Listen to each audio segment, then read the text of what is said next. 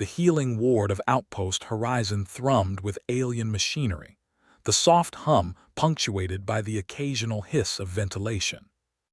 Beneath the familiar technological cadence, however, a sound more haunting lingered, the fragile, sorrowful wail of a creature on the brink of surrender. Lyra curled herself into the corner of the isolation chamber. Her iridescent fur, once vibrant with a spectrum of colors, had faded to a dull ash gray. Her 6 spindly legs quivered under her fragile frame.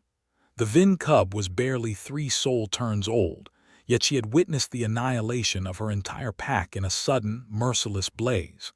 Found among the debris, she had been the sole survivor within 50 kilometers. Dr. Kalin, the outpost's chief xenobiologist, stood outside the translucent barrier, flanked by 3 other specialists. Each face carried a mirror of exhaustion and quiet despair. "Her wounds have physically healed," Dr. Kalin said softly, "but her hormonal readings are catastrophic. She refuses food entirely. In Solari biology, severed pack bonds at this stage of development trigger systemic collapse. Without the resonance of her family, her body is shutting down." They had tried everything: experimental medications, behavioral protocols, even introducing adult refugees of her species. None could bridge the gap. Sympathy, even from a Solari adult, was insufficient to substitute the cellular, almost molecular connection that a young cub's pack provides. Lyra's cries were fading. "Perhaps it's kinder to let her know," a voice cut through the ward. Jerro Elric stood in the doorway, his maintenance coverall smeared with dust from the previous day's repairs. Human, fragile, and still considered unsophisticated by many of the galaxy's more advanced species. But he exuded a calm certainty, a quiet force that few could ignore. "Let me try," he said, his voice calm but insistent. "Try what?" Dr. Kalin asked, eyes narrowing. "You're human, you have no pack resonance. Nothing you could possibly do." Jerro's gaze never wavered from the frail cub. "Just 1 hour, that's all I need." Something in his tone, perhaps the quiet insistence of hope, swayed even the disheartened xenobiologists. Dr. Kalin sighed, activating her translator. "1 hour," she said, "but the moment she worsens." "I understand," Jerro replied. The isolation door hissed shut behind him. Lyra did not lift her head. Her weeping had dwindled to tiny, broken whispers.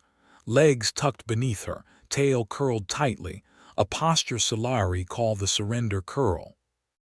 Jerro did not approach directly. Instead, he seated himself a few meters away, back against the wall. From his pocket, he retrieved a small, antiquated device, a relic by galactic standards, and pressed play. The faint sound of acoustic guitar filled the chamber, warm and grounding.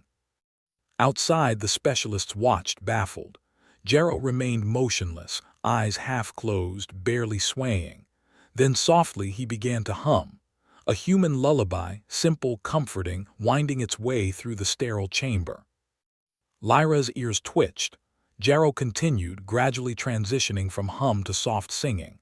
"Sleep, little one, drift and rest." Her eyes, dulled with grief, slowly focused on him. Jerro did not meet her gaze. He simply maintained his rhythm, a gentle swaying, hand tapping 1, 2, 3, 4 against his knee. "I'll bring you a songbird, little one." Her breath began to match his rhythm. Gradually, Lyra's rigid posture softened. Outside the chamber, Dr. Kalin's translator interpreted the data with increasing disbelief. "Her stress markers, they're falling. How is this possible?" Jerro shifted slightly, moving his hand just enough to place it palm up on the floor between them. Not touching, only inviting. Lyra trembled. Slowly, inch by inch, she extended a paw.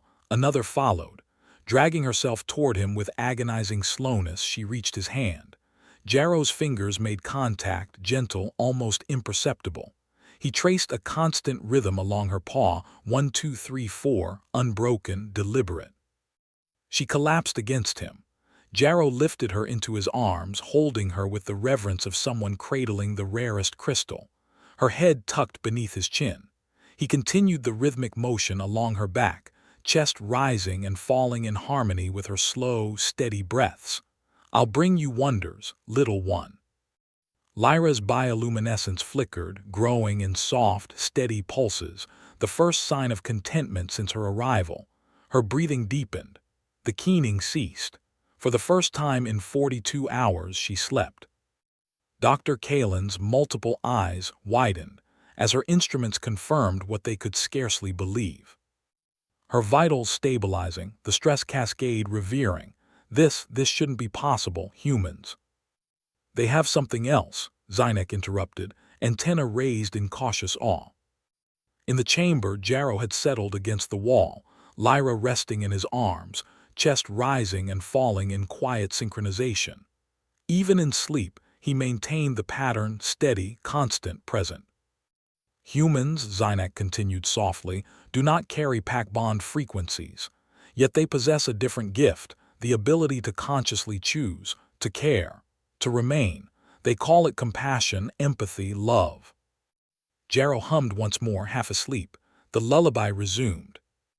"We tried solving this with biology, with frequencies," Dr. Kalen murmured. "But what she truly needed was presence, someone who would stay."